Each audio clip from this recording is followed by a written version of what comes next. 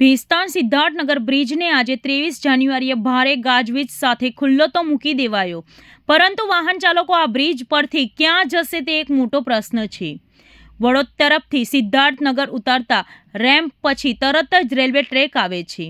આ ટ્રેકને પાર કરવા માટેનો રેલવે કનેક્ટિવિટી બ્રિજ હજુ સુધી બન્યો નથી. જો આ રેલવે બ્રિજ તૈયાર થઈ ગયો હોત તો ડિંડોલી અને લિંબાયતના આશરે 5 લાખ લોકોને વેસુ, અલથાણ અને ડુમસ જવા માટે નેશનલ હાઈવે 48ની સીધી કનેક્ટિવિટી મળી હોત.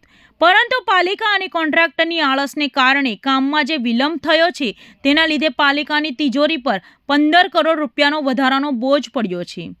અત્યારે સ્થિતિ એવી છે કે 34 કરોડના ખર્ચે બનેલો આ બ્રિજ માત્ર શોભાના ગાંઠિયા સમાન છે, કારણ કે રેલવે ટ્રેક પાર કરવાની કોઈ વ્યવસ્થા જ નથી. બ્રિજ ઉતરીને વાહન ચાલકોને ફરી પાછા વળવું પડે તેવી સ્થિતિ સર્જાય છે.